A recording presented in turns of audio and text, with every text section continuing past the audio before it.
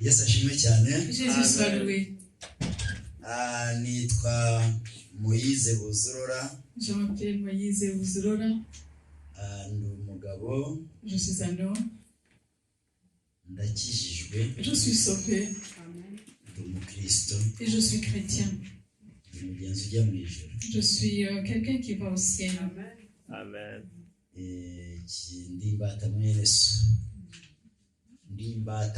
so. Je suis esclave, votre serviteur. Je suis votre serviteur. Et je suis l'agneau de Dieu. Alléluia. Amen. Je me réjouis d'être avec vous. Vous ne pouvez pas comprendre ma joie. Et j'aimerais bien vous dire,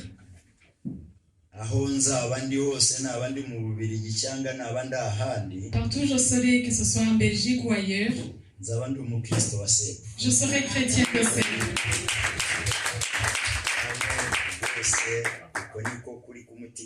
Ça, c'est la vérité de mon cœur. Nous allons lire la parole de Dieu pour ceux qui ont des Bibles. Dans l'évangile, c'est le Saint Jean,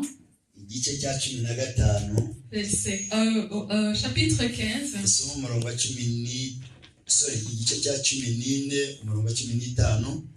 chapitre 14, verset 15, jusqu'au verset 17. Il est écrit: nimunkunda muzitondera amategeko yanjye nanjye nzasaba data nawe azabaha undi mufasha wo kubana namwe ibihe byose, niwe mwuka w'ukuri. Nibishoboka ko ab'isi bamuhabwa kuko batamurora kandi batamuzi, ariko mwebweho muramuzi kuko abana namwe kandi azabana namwe. Mwakire neza ijambo ry'Imana. Amen. Si vous m'aimez, gardez mes commandements. Et moi je prierai le Père et il vous donnera un autre consolateur, afin qu'il demeure éternellement avec vous. L'Esprit de vérité que le monde ne peut recevoir parce qu'il ne le voit point et ne le connaît point. Mais vous, vous le connaissez, car il demeure avec vous et il sera en vous. Que Jésus soit loué.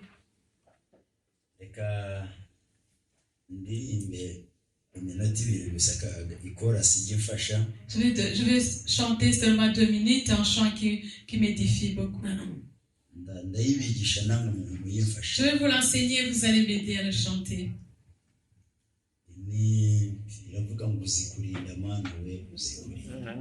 Tu sais protéger, Seigneur, tu sais protéger.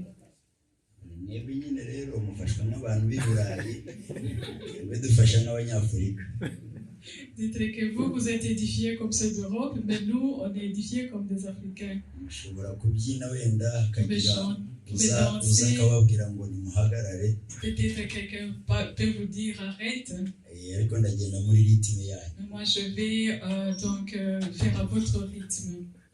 Dès que tu vas le chanter, que tu te rappelles ce que Dieu a fait pour toi.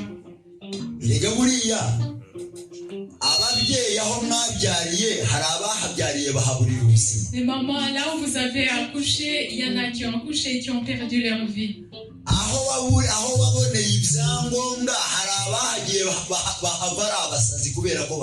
tu as trouvé les papiers de séjour, il y en a qui sont devenus fous parce qu'ils n'ont pas. Mais vous le trouvez comme c'était normal, mais c'est la protection de Dieu.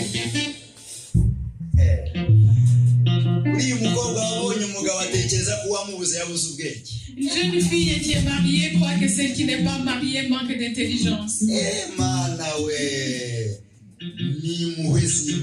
Mais c'est la grâce de Dieu.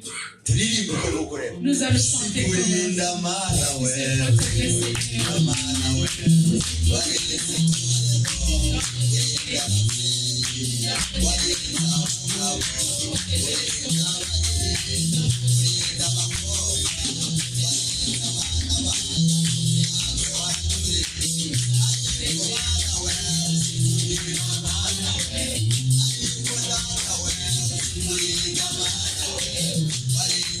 mukunda ijambo ry'Imana Est-ce que tu aimes la parole de abakunda Dieu? ijambo ry'Imana muzamure ingano y'Imana icyubahiro haleluya haleluya Amen. Imana ishimwe cyane Et Dieu soit loué. tugiye kuganira ijambo ry'Imana Nous allons partager la parole de Dieu rivuga ngo mu buzima bwawe qui dit que dans ta vie, Mwuka Wera arakenewe tu as besoin du Saint-Esprit. Amen. mu buzima bwawe Dans ta vie, mu buzima bwanjye dans ma vie, mu buzima bwacu dans notre vie, Umwuka Wera arakenewe nous avons besoin du Saint-Esprit. iri jambo rivuga ngo Umwuka Wera arakenewe Donc la parole de Dieu qui dit, cette parole qui dit qu'on a besoin du Saint-Esprit, ni ijambo rikomeye cyane c'est une parole puissante kandi ryumvwa n'abantu bitwa abanyamwuka et qui est comprise par des gens qui sont des gens spirituels. kubwira umuntu ko Umwuka Wera akenewe Dis à quelqu'un qu'elle a besoin du Saint-Esprit, atazi umumaro wabo alors qu'il ne connaît pas l'importance du Saint-Esprit, biragoye cyane c'est difficile. ariko Umwuka Wera arakenewe Mais là, nous avons besoin du Saint-Esprit. haleluya Amen. haleluya Amen. mu buzima bw'umukristo Dans la vie d'un chrétien, hakenewe mu Mwuka Wera il faut le Saint-Esprit, il faut la présence du Saint-Esprit. kuko ubukristo buryohera umuntu kubera ko yuzuye Umwuka Wera Parce qu'il est bon d'être chrétien quand on est rempli du Saint-Esprit. iyo umuntu atuzuye Umwuka Wera ubukristo buramubihira cyane Quand tu n'es pas rempli du Saint-Esprit, tu ne trouves pas bon d'être chrétien. ariko iyo umuntu yuzuye Umwuka Wera Mais quand quelqu'un est rempli du Saint-Esprit, ubukristo buraryoshye rwose c'est bon d'être chrétien. kwitwa umukristo biraryoshye Être chrétien, c'est bon. Umwuka Wera arakenewe Le Saint-Esprit, on a besoin du nifurije kubaho mu Saint-Esprit. buzima bwuzuye Umwuka Je vous Wera souhaite de vivre dans la vie qui est remplie du Saint-Esprit. mu muryango wawe mwifurije kubaho mu buzima bwuzuye Je Umwuka te Wera souhaite que dans ta famille, tu sois rempli du Saint-Esprit. Umwuka Wera arakenewe mu On mutima a wawe besoin du Saint-Esprit. Tu as besoin du Saint-Esprit dans ton cœur. ubundi iyo tuvuze ubuzima bw'umwuka Quand nous parlons de la vie spirituelle, tubona urugero nous voyons un exemple. mwese muzi amafi Vous connaissez tous les poissons. nk'uko ifi iba mu mazi Et vous savez comment le poisson vit dans l'eau. ubuzima bw'ifi ni ukuba mu mazi Donc la vie du poisson, c'est vivre dans l'eau. iyo ifi ivuye mu mazi Quand le poisson quitte l'eau ikajya imusozi ku zuba et qu'il est à l'extérieur, donc au soleil, ndatekereza ko iminota 20 je pense que dans 20 minutes, ubuzima bwayo buba burangiye rwose sa vie est arrêtée. buba butangiye kujya muri danger Donc sa vie est en danger. kuko yavuye aho ubuzima bwayo buba Parce qu'il a quitté le milieu où il doit vivre. niko ubuzima bw'umukristo C'est ainsi la vie du chrétien. iyo buvuye mu mwuka Quand la vie du chrétien quitte le bukajya mu Saint-Esprit isi et qu'il va dans le monde, buba bugiye muri danger c'est-à-dire que la vie de ce chrétien est en danger. gutangira guhura n'ingorane Cette vie commence à rencontrer des kuko problèmes. ubuzima butari mu mwuka wera Parce que la vie qui n'est pas dans le Saint-Esprit, buba ari ubupagane rwose c'est un esprit qui est dans le monde, qui est en dehors de Dieu. yesu Donc Jésus, iminsi imyaka yamaranye n'abigishwa tout le temps qu'il a passé avec ses disciples, mu gihe cy'imyaka 3 n'igice pendant 3 ans et demi, avuga ubutumwa bwiza il parlait de la bonne nouvelle. atoranije intumwa 12 Quand il a choisi les 12 disciples, ariko ajya gupfa ndabibutsa ko zari zimaze kuba 70 mais avant de mourir, ils étaient 70. abatuma mu minsi yo kubasezeraho Quand il les a envoyés, au moment où il disait, zari intumwa 70 ils étaient au nombre de 70. yajyaga baganiriza Il leur parlait, akababwira ati bana banjye il leur disait, mes enfants, igihe kizagera le moment viendra, ntabwo nzagumana nawe je ne vais pas rester avec vous. nzabakurwaho rwose nzapfa Je vais être enlevé, je vais mourir. nsubire ku wantumye Et je vais retourner à celui qui m'a envoyé. muzasigara mu isi Vous allez rester dans le monde kandi ab'isi bazabanga et vous serez haïs par ceux du ariko monde. nibabanga Mais si on vous haït, muzamenye nanjye ko babanje kunya sachez qu'on m'a haï avant vous. bundi umukristo Normalement, le chrétien bamaze kwinjira muri yesu qui est déjà entré en Jésus, kwangwa n'abantu si ikibazo ce n'est pas un problème d'être abibona haï mu par les isura ya autres. kristo Parce qu'il se voit dans l'image du Christ. Amen. yesu ashimwe cyane Amen. ariko ariko abigishwa Mais les disciples, kuko ubuzima bwabo bwari ukubana na Yesu puisque leur vie c'était de vivre avec Jésus, yababwira ngo nzapfa mbakurweho nigende quand il leur disait qu'il allait mourir et qu'il allait être enlevé, bose imitima yabo ikababara. ils étaient très tristes. Uzaba udusigiye nde? À qui est-ce que tu vas nous laisser? Yesu nugenda uzaba udusize Jésus, si tu pars, où est-ce que tu vas nous laisser? kutigeze uduha imbaraga nk'izo ufite Puisque tu ne nous as pas donné la force uzaba que tu as. udusigiye nde? À qui est-ce que tu vas nous laisser? Igihe kiragera Mais le moment est venu, Yesu arabicaza Jésus les a fait asseoir. bari bamaze kuba 70 Ils étaient au nombre de 70. muri Luka igice cya 11 Dans Luc 11, arabatuma il les a envoyés. arababwira ngo ngiye kubohereza muri stage Il leur a dit, je vais vous envoyer faire un stage. kugira ngo menye neza ko imyaka tumaranye amasomo n'abigishije yinjiye. Pour que je sache bien si vous avez appris de toutes ces années pendant lesquelles nous avons vécu ensemble, si vous avez retenu mes leçons. baramubaza ngo none se n'udutuma uzaba udutumanye nde?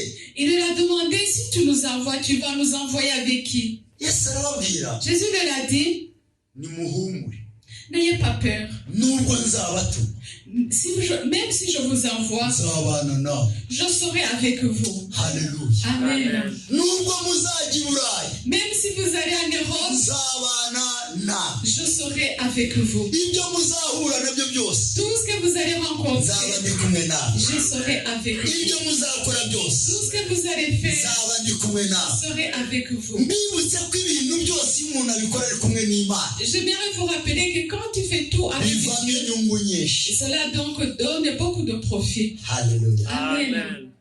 barasohoka baragenda Ils sont partis. arababwira ngo mugende mu midugudu Ils sont allés dans les villes mwirukana abadayimoni pour chasser les démons, mukize indwara pour guérir les malades, muhagurutse ibirema pour guérir les infimes, musengere abasazi babe bazima pour donc prier pour les fous, pour que mwaherewe ubuntu namwe vous avez mutangire reçu gratuitement, donné aussi gratuitement. barasohoka Ils sont sortis. bageze mu mudugudu Quand ils sont arrivés en ville, kuko bari bahawe ubutware na Yesu ils avaient reçu l'autorité de Jésus. bwari ubutware bw'akanya gatoya C'était l'autorité de peu de kugira ngo arebe ko bazashobora gukora umurimo w'Imana. afin qu'ils voient s'ils seront capables de faire son œuvre. Bibiliya irambwira iti La Bible me dit, bakigera mu mudugudu quand ils sont arrivés en ville, bahura n'abari batewe n'abadayimoni ils ont rencontré ceux qui étaient possédés par les démons. bategekesha abadayimoni ubutware bahawe na Yesu. Ils ont redonné aux démons de quitter ces gens par l'autorité qu'ils avaient reçue de Jésus. imyuka mibi irahunga Alors rwose les mauvais esprits sont sortis. bageze kuri standard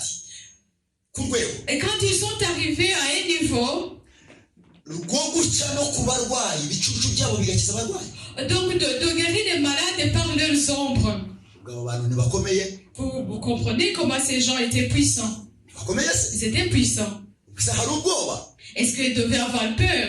ubwo uciye buruseli kweri babasazi bo muri buruseli wabacaho abadayimoni bagahunga waba udakaze. Si tu passes à côté de ces fous de Bruxelles et que les démons les quittaient, tu ne serais pas puissant. ari iki gihe wahita uhamagara YouTube Si c'est aujourd'hui, tu appellerais YouTube pour publier cela. nakwambia wahita ukora channel. Je te le dis, tu ferais une chaîne.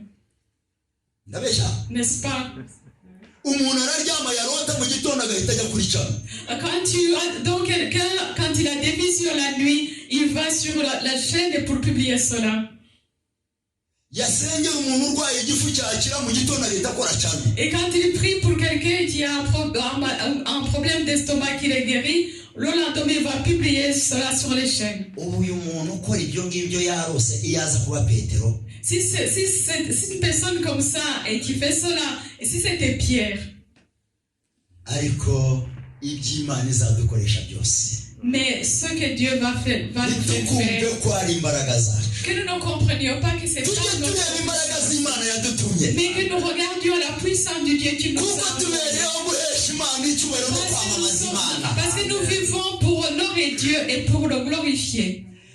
bahagurutse ibirema Ils ont fait lever les infirmes. iminsi ya misiyo irangiye Et après les jours de la mission, baragaruka ils sont revenus. baza buri wese yabyibushye Et donc chacun se sentait, n'abanganaga nanjye wagira ngo bafite ibiro 100. même celui qui étaient minces comme moi, ils se sentaient peser 100 kilos. azavuga ngo Yesu Ils ont dit, Jésus, watubwiraga ngo uragenda tugahamuka tu nous disais que tu partais et nous avions peur.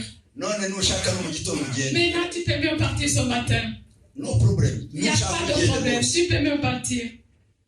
Jesus bigenze bitese Alors, ubwo ni Yesu nyine Pierre, bari qu'est-ce qui s'est batangaga report donc, oui, donnez-le le rapport à Jésus. Yesu Petero uranyirukanye ngo ngende Alors, Jésus dit, Pierre, tu me chasses, je peux partir. nigisha nushaka kugenda Il a rwose dit, maître, tu peux partir. kubera iki Il dit, pourquoi? abadayimoni batwumviye Parce que même les démons nous ont obéi. impumyi zahumutse Les aveugles voient. abasazi bakize Et les possédés, maintenant, ils sont guéris, sont délivrés. Yesu nawe arabumva Alors, Jésus les a écoutés. Petero atararangiza kuvuga uko abadayimoni biruka Avant que Pierre ne termine comment les démons ont Yohana vu. nawe atariko nanjye mwigisha reka mubwire Alors Jean, il a dit, maître, je vais te dire aussi. babasazi b'i Galilaya bose Tous ces possédés de Galilée, bambonye imyuka mibi birukanka quand ils m'ont vu, les mauvais esprits les ont quittés. baritumayo nawe ati mwigisha Barthélemy a dit, maître, warakoze kumpumura merci de m'avoir ouvert les yeux. nageze ku mpumyi zari zimeze nanjye ndazihagurutsa n'ukuri kw'Imana J'ai fait lever les aveugles qui étaient comme moi dans le temps. buri wese avuga iki Donc chacun, il a rendu son témoignage, il a donné son témoignage. bamaze gutanga raporo Et après avoir donné le rapport, Yesu arababwira ati Jésus leur a dit, ubwo mwasohotse mugiye mu murimo w'Imana puisque vous êtes sortis pour faire l'œuvre de Dieu, nabonye Satani amanuka asa n'umurabyo j'ai vu Satan qui est tombé comme un éclair. kameme urumva bo basohotse bari mu mubiri Eux, ils sont sortis dans la chair, Yesu asigara mu mwuka mais Jésus est resté dans l'esprit. abasigarira ku izamu Il est resté, il veillait pour eux. birakwiriye ko abantu bahagurutse baza kuramya Imana Il est bon que ceux qui se lèvent pour louer Dieu, hagomba kuba abantu bari ku izamu bavuga ngo Mana icyubahiro kibi cyawe qu'il reste ceux qui veillent pour dire à Dieu que la gloire te revienne. birakwiriye ko niba pastori mwarimu azigisha ku cyumweru Il est bon que si l'évangéliste va prêcher dimanche, hagomba kuba abantu barira Imana ngo Uwiteka icyubahiro cyawe kizagaragara qu'il y ait des gens qui pleurent et qui demandent à l'Éternel que sa gloire se manifeste. kuko iyo tugambiriye gukora umurimo w'Imana Parce que quand nous devons faire l'œuvre Satani de Dieu, diregite amanuka asa n'umurabyo Satan vient comme un éclair. iryo jambo mwarasomye Est-ce que vous avez lu cette parole? umurabyo muzi icyo bivuga Vous connaissez ce que c'est l'éclair? bivuga kwiyemera no kwishyira hejuru C'est-à-dire donc se mettre en avant. umurabyo urabiriza iburasirazuba Donc il y a un éclair à l'est n'ab'iburengerazuba bakawubona kandi bakabonera icyarimwe et ceux de l'ouest le voient en même temps. umwuka wo kwibonekeza no kwishyira hejuru C'est-à-dire c'est l'esprit de se mettre en avant. basohotse bagiye mu murimo w'Imana Et quand ils sont sortis pour faire l'œuvre de Satani Dieu, aravuga ngo ntabwo nzabashobora Satan il a dit je ne pourrais rien faire contre kandi eux. koko bazanyirukana Et c'est vrai qu'ils vont me chasser. ariko reka mbatere ubwibone Mais je vais susciter en eux l'orgueil. mbatere no kwishyira hejuru Et qu'ils puissent aussi se glorifier. bazagenda biyemera ubwabo ntibazemeza Imana Ils vont se glorifier eux-mêmes. Ils ne vont pas glorifier Dieu. ingorane abantu bitwa b'Imana bafite uyu munsi Donc le problème des hommes de Dieu aujourd'hui, ni ugukorera ibintu byose kwiyamamaza batamamaza Imana c'est de faire les choses pour se glorifier et non pas glorifier Dieu. oui murabyemera se Est-ce que vous êtes d'accord? ibyo bintu murabyemera Est-ce que vous êtes d'accord? Yesu yajyaga akiza abantu Jésus guérissait les malades. uwakijije akamubwira ngo uramenye nyabuneka reka ntugire umuntu ubibwira Et il disait, s'il te plaît, ne dis à personne. muri Matayo Dans Matthieu, twavuga ntugire umuntu ugira gute ne le dis à personne. ubibwira Ne le dis à personne.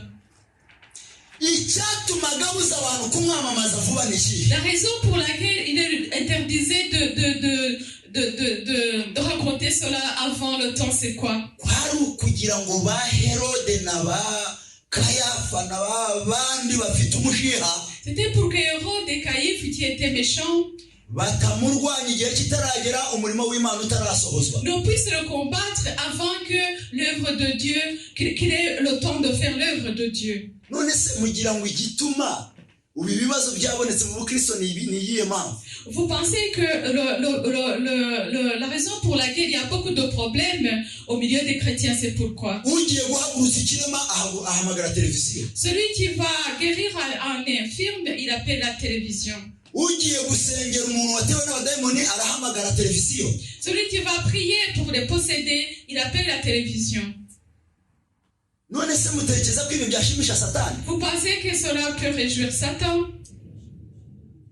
Mwarabyumvise mu Rwanda? Vous l'avez entendu au Rwanda? Insengero ko zafunzwe. On a fermé les églises. Mwarabyumvise? Vous l'avez entendu? Mu karere kacu. Dans notre région. Ahantu ngewe nkorera umurimo nakoraga umurimo w'Imana. Là où je servais Dieu. Hafunzwe insengero 187. On a fermé 187 églises. Mu karere kose hasigaye insengero 3 gusa. Il ne reste que 3 églises. Mu karere kose insengero zingahe? 3 gusa. Donc dans toute la région, dans toute la province, dans tout le district, il ne reste que 3 églises. Muri kubyumva neza? Vous comprenez? Kubera iki? Pourquoi? Umuntu arajya gusengera mu butayu. Quelqu'un va prier dans le désert. Yajya gusengera ku mazi. Ou bien il va prier dans l'eau. Agahamagara itangazamakuru ngo umufotora ari gusengera mu mazi. Il appelle les médias pour qu'on puisse donc lui prendre des photos pendant qu'il prie dans l'eau. Ibyo ngibyo bimariye iki abapagane? Vous pensez que cela est utile en quoi pour les païens? Kuko wagiye gusengera itorero. Parce que tu as été prié pour l'église. Wagiye gusengera imiryango ifite ibibazo. Vous avez prié pour des familles qui ont des problèmes. Guhamagara abantu ngo bafate filime babishyire ku mbuga nkoranyambaga. Mais tu es en train de demander qu'on te filme pour le mettre sur les médias. Bose ibyo bintu harimo icyubahiro cy'Imana. Où est la gloire de Dieu? Abakristo harimo icyubahiro cy'Imana. Chrétien, où est la gloire de Dieu dans cela? Uyu mwana aracyamukobwa? Kamuya. Kamuya. Yesashini. Yakona kura kazi. Uyu mwana w'umukobwa. Donc cette jeune fille. N'urugero ni gutanga. C'est un exemple que je vais donner. Afashe ivuga butumwa. Donc elle m'aide à donc annoncer la parole de Dieu. Uyu mwana. Est-ce que cette jeune fille? Turamutse turi kumusengera. Uyu mwana ni umukristo mwiza cyane. Si on était en train de prier pour elle, c'est une bonne chrétienne. Ariko tubaye tumusengera. Si on était en train de prier pour elle. Agaterwa n'abadayimoni. Et qu'elle est possédée par les démons. N'urugero ndi C'est un exemple que je donne pour que vous puissiez comprendre. Noneho yaterwa n'abadayimoni. Et si elle est possédée par les démons. Nahamagara mwarimu nk'umunyamakuru. Et que j'appelle l'évangéliste en tant que journaliste. Ati ngiye gusengera umwana watewe n'abadayimoni. Et que il dit je vais prier pour une jeune fille qui a été attaquée par les démons. Namusengera abadayimoni bakamukubita hasi. Que je prie pour elle et que les démons la fassent tomber par terre. Akigaragura hasi. Et qu'elle roule par terre. Uyu mwana bashize kuri Facebook, kuri Instagram, kuri WhatsApp, kuri YouTube, kuri. Et si cette jeune fille donc elle est publiée sur tous les médias. Uyu mukobwa wanje. C'est ma fille ici. Abazabona isura y'uyu mwana ari kwigaragura hasi abadayimoni bamugaragura. Ceux qui la verront en train de se rouler par terre par les démons. Si tu étais un jeune homme, est-ce que tu pourrais vraiment aller lui demander la main? Yes. Premièrement, ce que Satan a trouvé en elle, il vient de faire perdre la valeur de cette jeune fille. Donc, personne ne va plus l'aimer. Si on voit cette jeune fille, on dira que chez elle, il y a des démons. Celui qui a prié pour elle a servi Dieu. ariko kuko yabikoze mu buryo burunyuranije n'ijambo ry'Imana adashizemo ubwenge bw'Imana atesheje umwana agaciro. Mais puisqu'il a fait, non pas selon la façon qui glorifie Dieu, il a fait perdre à cette jeune fille donc sa valeur. Est-ce que les chrétiens, vous comprenez cela avec moi? Ça, c'est comme ça qu'agit Satan.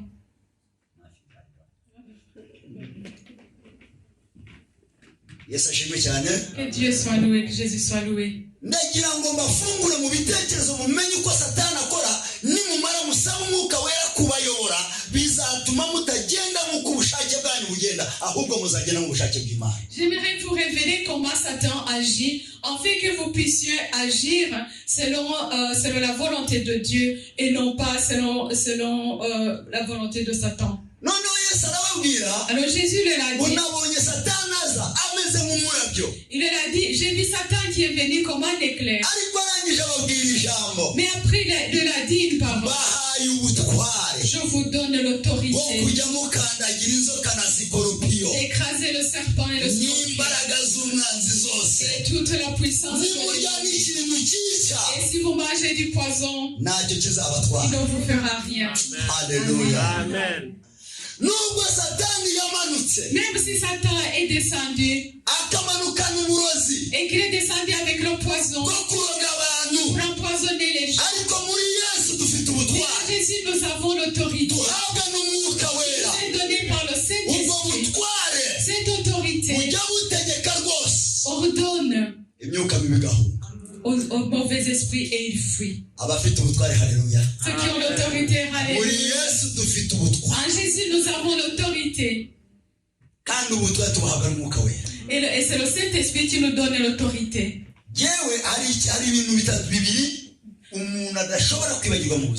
Et il y a trois choses qu'on ne peut pas oublier dans la vie. Un chrétien. Premièrement, le jour où il a reçu Jésus-Christ comme son Seigneur et Sauveur, quand Jésus est entré dans ta vie, le jour où tu pleurais alors que personne ne t'a frappé, alors que tu étais un homme, je crois vraiment en ce Jésus. Tu sais qu'il te saisit que tu es l'évangéliste ou pasteur, sans tenir compte de ta croix que tu portes et de ta cravate, et tu pleures alors qu'il n'y a personne qui t'a touché. Jésus n'a pas honte. Et tu pleures avec tout ton poids. Est-ce que tu peux dire à Jésus, pourquoi est-ce que tu m'as saisi que j'ai pleuré au milieu de ces femmes? Est-ce que tu peux réclamer cela?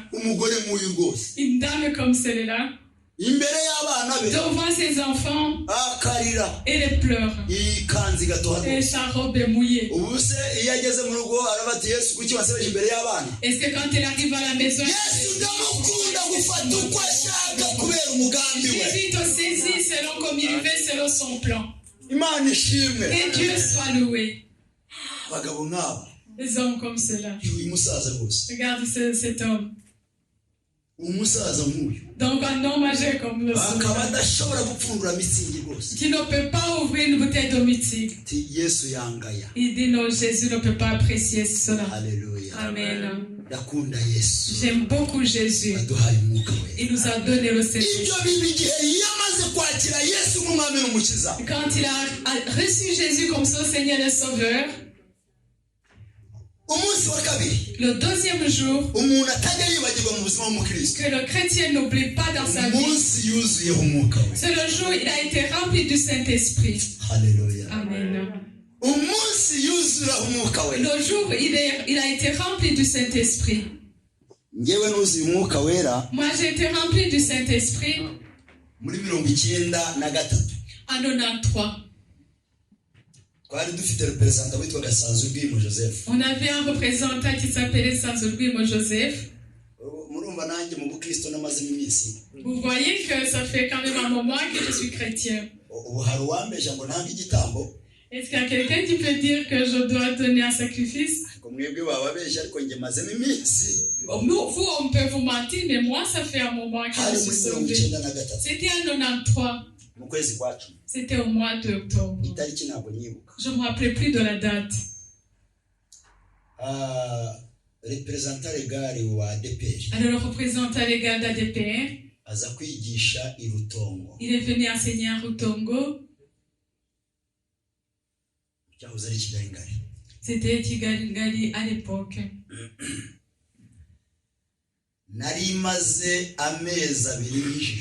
Cela faisait 2 mois seulement que j'étais sauvé. Que j'étais donc membre de l'église. Je n'étais pas encore baptisé. Alors le pasteur Seigneur est venu l'enseigner de bonnes paroles. Écoutez la parole qui m'a édifié.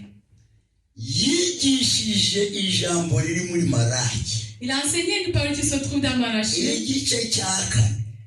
Chapitre 4. C'est la parole que je n'oublierai jamais. Il parlait, il disait qu'il y aura un jour qui brûle comme la fournaise. Que les orgueilleux et ceux qui font le mal, où ils seront comme des déchets. Donc à cette époque, je savais bien retenir et bien méditer. Et il a terminé par une parole que je vais vous donner. Mais qui disait, mais vous qui craignez l'Éternel, le soleil de la justice se lèvera sur vous. Et qui sera plein de délivrance dans ses ailes. Après, il a dévié un tout petit peu. Il a dit que ceux qui auront la lumière de Dieu.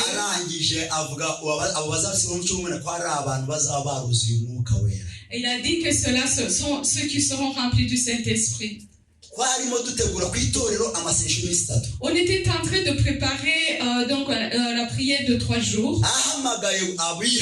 Quand il a appelé ceux qui voulaient se repentir après, je me suis levé parmi les jeunes gens pour qui ils devaient prier. Et quand on a prié pour moi, j'ai été saisie de la tête. Donc j'ai été vraiment saisie. Ça descendit jusqu'aux pieds. J'ai commencé à pleurer. J'étais un joli jeune homme. Et j'ai commencé à prier. À pleurer. Et alors le représentant légal,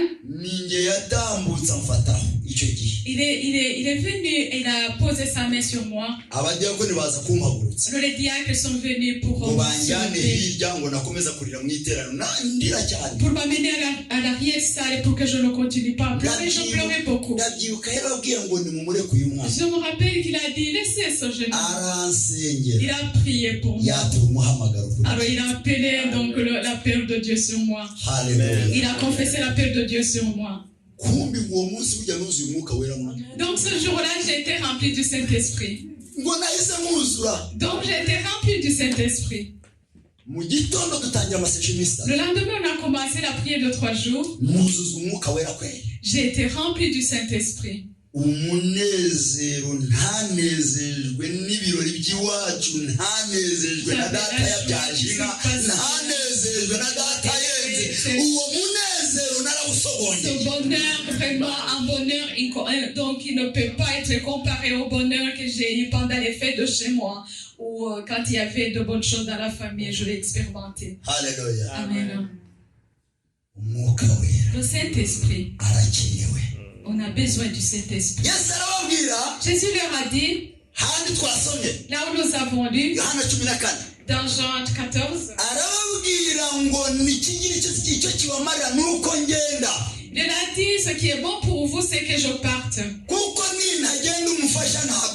que si je ne pars pas, votre aide ne viendra pas. Mais si je pars, je vous enverrai mon aide. Il a dit une parole qui était puissante. kubana nawe. Il a dit, je demanderai à mon Père, il vous donnera une autre aide qui sera avec vous. Reka mbabwire gato kumufasha.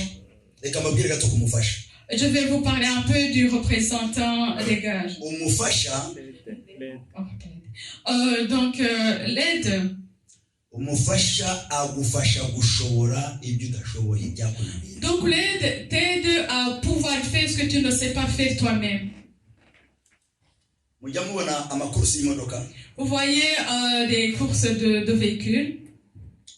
Umuntu uri wagiye mu masiganwa. Donc celui qui va faire la course, bamuha undi muntu. On lui donne un copilote. Wicaranye nawe. Un copilote qui est à côté de lui. Uriya muntu aba afite igitabo. Donc cette personne a un livre. Cyangwa se GPS. Ou un GPS. Niwe uyobora umushoferi. C'est lui qui guide le pilote. Uriya muntu babwita umufasha. Donc on l'appelle l'aide, le copilote. Chauffeur arahaguruka. Donc le pilote se lève. Umuhanda. Et la route. Ufite GPS. La route a son GPS. Wamufasha akajya amubwira. Et le copilote est à côté de lui. Lui dit dans 60 mètres. Nous allons rencontrer un tournant. Fais attention pour que nous ne puissions pas aller en dessous de la route. Quand tu vas arriver là-bas, continue à soulever le pied. Alléluia. Amen.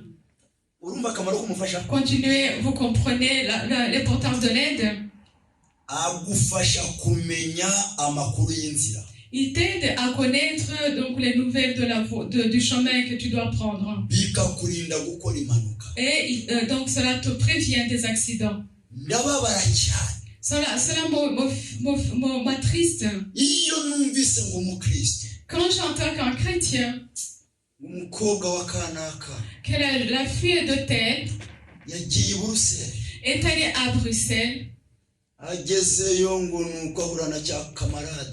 et qu'elle a rencontré un camarade et tu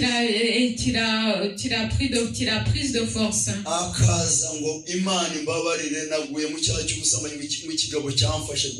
Et qu'elle vient se confesser, qu'elle dit je demande pas, je me confesse, c'est parce que j'ai été prise de force par un homme. Si parmi vous il y a un certain camarade qui m'excuse, je n'ai pas parlé de lui. Cela m'attriste beaucoup.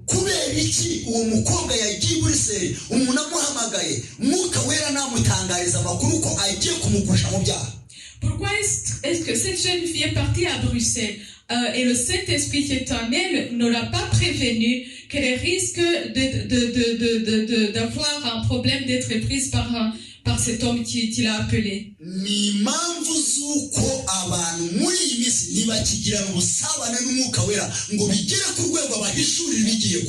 C'est parce qu'il n'y a plus de communion avec le Saint-Esprit afin qu'il puisse nous révéler ce qui doit arriver. Et la Bible nous dit que quand c'était devient, il vous fera savoir ce qui doit arriver. Dans 2 Rois, chapitre 6, verset 22, on nous parle d'Élisée. Donc Élisée, quand le roi de Syrie devait attaquer Israël,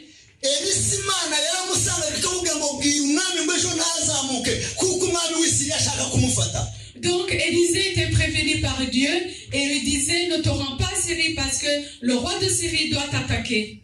Donc le Saint-Esprit nous prévient de ce qui doit arriver.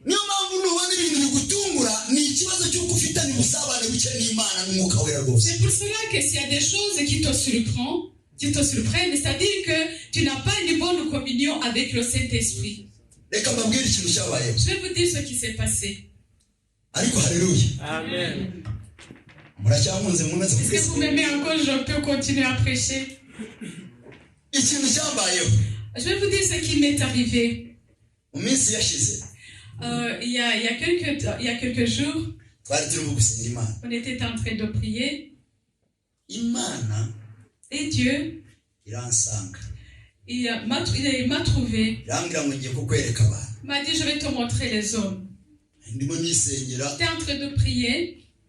niho ndavuga nise Mana ushaka kubanyereka gute J'ai dit, qu'est-ce que tu veux me montrer, Seigneur? Mana irambwira ngo ugendana n'abantu utazi ariko ndashaka kubakwereka Dieu m'a dit, tu vis avec les gens que tu ne connais pas, mais je vais te le montrer. mpamagara abantu gusenga J'ai appelé donc les gens pour prier. mpamagaye abantu gusenga Quand j'ai appelé les gens pour prier, baragenda bamwe bajya gutanga raporo certains sont partis pour donner le rapport. bakiva aho ngaho Imana iransanga En quittant cet endroit, Dieu est venu me trouver. irambwira ngo hari inimero iherwa na 36 Il m'a dit, il y a un numéro qui se termine par 36. ukiyibona iguhamagara Dès que tu vois son numéro t'appeler, ntuyitabe ne réponds pas. kuko uwo muntu uguhamagara Parce que cette personne qui t'appelle, aragira ngo namenya aho uri il veut que quand tu sauras où tu te trouves, yohereza abagufata qu'il envoie les gens pour t'arrêter. dufite umwuka wera utumenyesha Nous avons le Saint-Esprit qui nous prévient.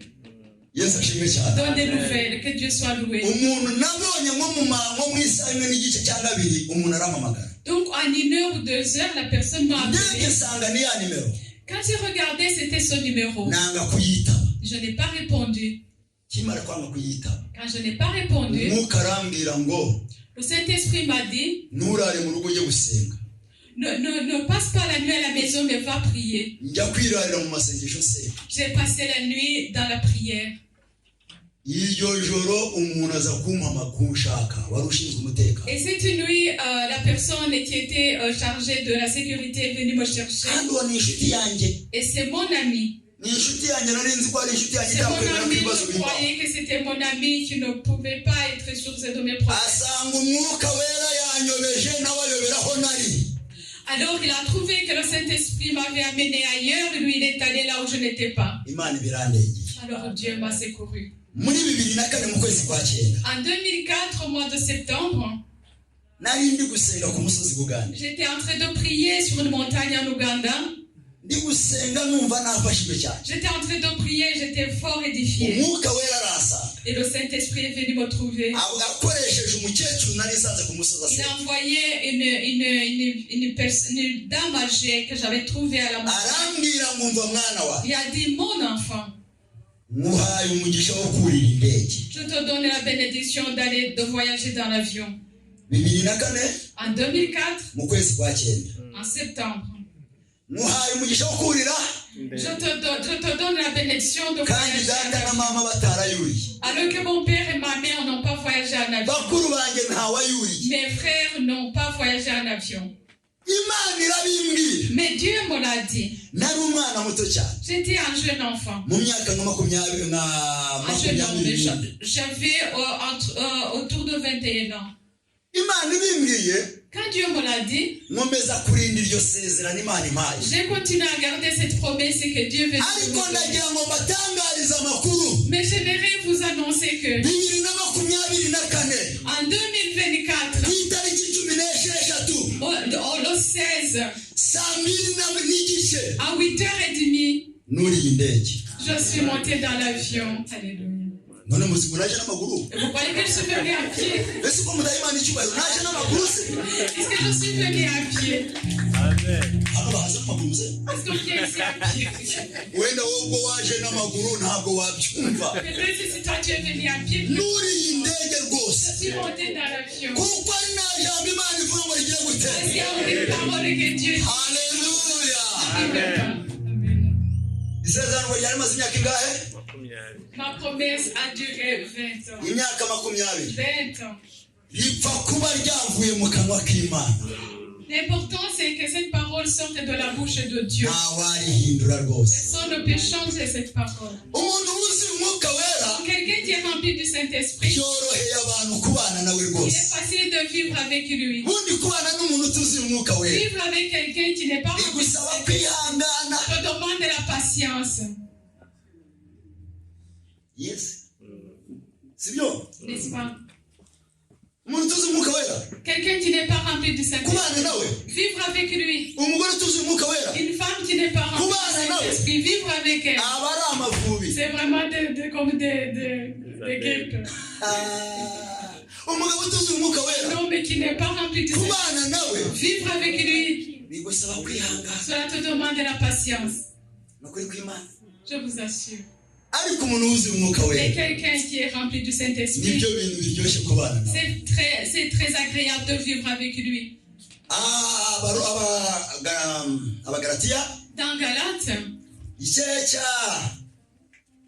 ana yanjye ko bibaye byinshi sada bivuga ryari kweri igice cya 5:22 Galates 5, verset 20.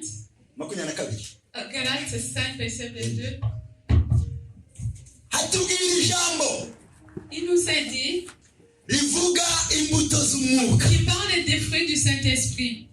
turi ku cyigisho kivuga ngo umwuka wera arakenewe On parle donc sur le titre de l'enseignement qu'on a besoin du Saint-Esprit. ariko imbuto z'umwuka Mais les fruits du ni Saint-Esprit, urukundo c'est l'amour, n'ibyishimo c'est la joie, ni amahoro c'est la paix, c'est la kwihangana patience, kugira c'est neza la bonté, ingeso c'est nziza la bienveillance, gukiranuka c'est la foi, kugwa c'est neza la douceur, c'est kwirinda la maîtrise de soi. ibimeze bityo nta mategeko bihana Tout cela n'est puni d'aucune loi. none reka mbabaze Je vais vous demander, ubu uyu muntu ufite urukundo cette personne qui a l'amour, urumva kubana nawe bisaba kwihangana se est-ce que vivre avec cette personne demande de la patience? bisaba kwihangana se Est-ce que cela demande de la patience? umuntu ufite urukundo ubu se yarya akagucura Est-ce que cette personne qui a l'amour peut manger et ne pas te donner? ubu se yakwambara wambaye ubusa Est-ce qu'il peut se vêtir et toi rester nu? birashoboka se Ce n'est pas possible. urumva uyu muntu kubana nawe bitaryoshye Est-ce que vivre avec cette personne n'est pas agréable? Deuxième moment, umuntu ufite amahoro ibyishimo celui qui a la joie. hari abantu baseka ari uko bibagiwe Il y a des personnes qui quand ils ont oublié. yaseka kikaba ari igitangaza Et quand ils rient, ça devient comme un miracle. hari umugabo mu rugo rwose guseka mbese yaseka umugore agatanga ituro ry'ishimwe mu rusengero Et quand l'homme rit, donc la femme donne une offrande d'action de grâce à l'église. cyangwa akaba ari umugore asetse gusa umugabo akabona amenyo umugabo yatanga ituro ry'ishimwe no kuri kw'Imana Et quand c'est une femme et quand elle rit, seulement l'homme peut donner une offrande d'action de grâce. none uyu muntu useka ari uko yibagiwe Donc cette personne qui rit parce qu'elle a oublié et qui vit dans cette vie, qu'est-ce que cela demande de vivre avec cette uyu muntu personne? kwicara iruhande rwe bigusaba gukomeza amaguru Donc vraiment s'asseoir à côté de cette personne te demande d'avoir vraiment la patience. sibyo N'est-ce pas? ubu se umuntu ufite amahoro Celui qui a la paix izo mbuto z'umwuka zikaba ziri muri we et qui a ses fruits du Saint-Esprit. uyu muntu en lui. kubana nawe urumva bisaba kwihangana se Est-ce que vivre avec cette personne demande de la patience? icyo afite nawe arakikugaburira Donc ce que cette personne a, elle te le donne aussi. kuko afite imbuto z'umwuka we Parce qu'elle a des fruits du Saint-Esprit. itorero rifite imbuto z'umwuka we L'église qui a les fruits du Saint-Esprit, rirangwa n'urukundo rwose donc est caractérisée par l'amour. korali ifite imbuto z'umwuka we La chorale qui a les fruits du Saint-Esprit. nibyo bintu biryoshye kuyiririmbamo C'est très agréable de chanter dans cette chorale. kuko iyo ukoze ritime Parce que quand tu fais un rythme, korali yuzuye ifite imbuto z'umwuka we donc la chorale qui est remplie de mukora ritime Saint-Esprit. mwagongana gutya mukuzura umwuka we Quand vous faites un rythme et que vous bousculez, vous êtes rempli de joie. aramutse anatambutse akamukandagira gutya Même s'il marche sur le pied, akura akavuga parito il enlève le pied et est rempli du Saint-Esprit. kumukandagira bimwuzuza umwuka Donc lui marcher sur le pied le remplit du Saint-Esprit. aba bantu muri kubyumva se muri logique biri gukwirwamo Est-ce que dans la logique vous comprenez cela? akoze ibimenyetso gutya akagira gutya akamukoza akaboko Quand tu fais un geste et qu'il le touche, uyahita yuzura umwuka rwose donc celui-ci est rempli du Saint-Esprit. umuntu wuzuye umwuka we ibintu byose abibona mu Du mwuka Saint-Esprit, il voit tout dans le Saint-Esprit. Amen. ntabwo mubyumvise ni ukuri Vous kw'Imana avez compris, je vous assure. donc ni ukuvuga ngo noneho reka tubihindure On va changer cela.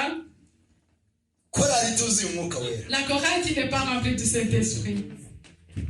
tuzajya mu ijuru kure kutari gukora ikimuze ngwino nanjye nza tuzajya mu ijuru kureba bariyo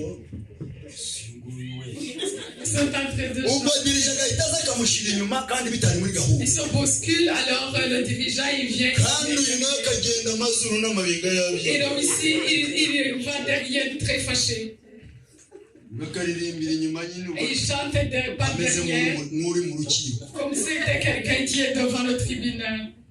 kuko nyine bamuvanye imbere kandi niho yashaka. Parce qu'on l'a fait quitter devant, on l'a amené derrière. dirija nawe umuvanyaho kugira ngo amugorose umutima w'ubugwaneza. Le dirigeant aussi qu'il a placé derrière au lieu de le faire avec amubonye impangi mbese abaye nk'injangwe ibonye imbeba. il a été, il le fait comme un chat.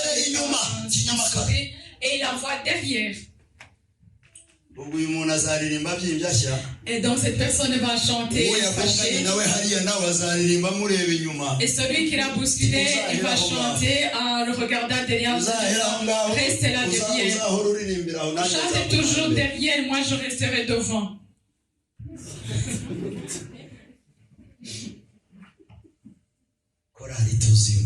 La chorale qui n'est pas remplie du Saint-Esprit.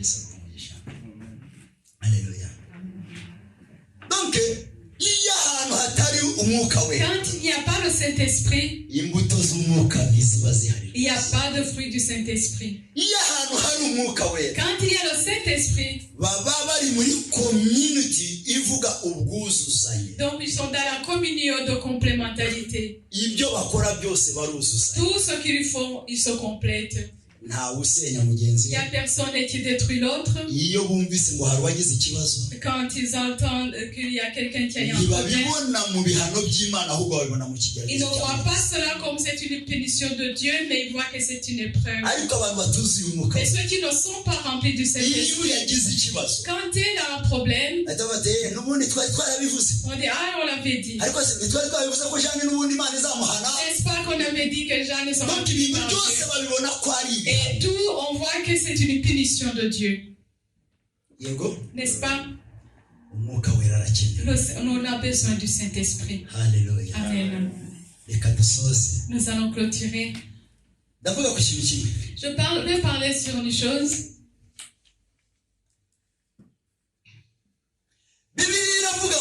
La Bible dit, quand le Saint-Esprit viendra, il prendra ceux du Père et il va nous le faire savoir.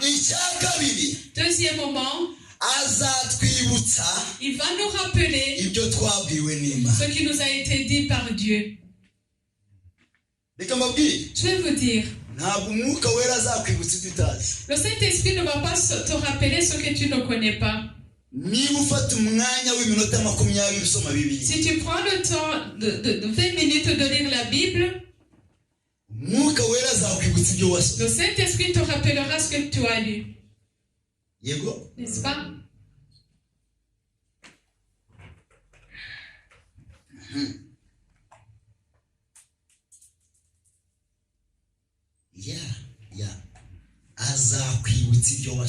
Il va te rappeler ce que tu as lu.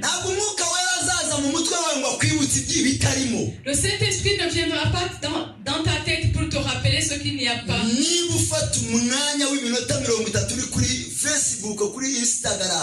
Si tu prends 20 minutes sur Facebook ou Instagram,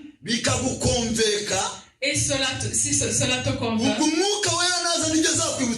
Donc le Saint-Esprit, quand il viendra, c'est ça qu'il va te rappeler. Mais si tu prends le temps de lire la parole de Dieu, quand le Saint-Esprit viendra, il commencera par ce que tu as lu et il va te l'expliquer, il va te le rappeler et te l'expliquer. Troisième moment, quand le Saint-Esprit, quand il vient, il nous sanctifie. Et nous devenons chrétiens. Que Dieu soit loué. Tu passes ton temps à Bruxelles. Quand tu arrives à la maison, le Saint-Esprit te visite. umumaro we ni ukukweza Parce que son rôle, c'est de sanctifier. ugatangira kwisubiramo inzira zose waciye nazo n'abo wakiriye n'abo wahuye nabo. Tu commences à t'examiner, à penser aux gens que tu as rencontrés et avec qui tu as parlé. ugasanga hari aho wakosheje. Et tu trouves qu'il y a donc un endroit où tu n'as pas fait comme tu devais le faire. ugasaba Imana imbabazi. Et tu demandes pardon à Dieu. umwuka wera akaba arakwejeje. Alors cet esprit te sanctifie. Yesu ashimwe cyane. Jésus soit loué. Haleluya. Amen. uzi ko Tu sais que uyu mumaro w'umwuka wera le rôle du Saint-Esprit, mu mimaro y'umwuka wera dans ce que fait le Saint-Esprit, uryama utaniyejeje, tu te couches sans être sanctifié. wajya kubona ukarota wambaye ibirenge nta nkweto wambaye, Et la nuit, tu rêves que tu marches pieds nus.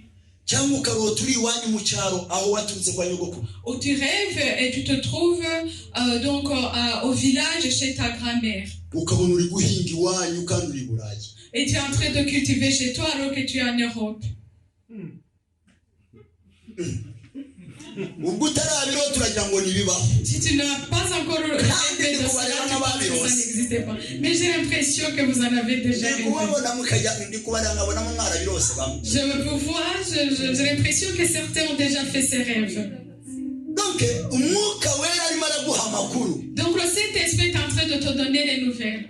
nubwo uri i Burayi, Même si tu es en Europe, nudasenga si tu ne pries pas, uzaba mu cyaro cy'iwanyu kandi uri i Burayi. tu vivras au village chez toi alors que tu es en Europe. oui, nuko utumenyesha. Oui, c'est pour nous prévenir. icyo nicyo twita karande zo mu miryango. C'est ça qu'on appelle karande cases.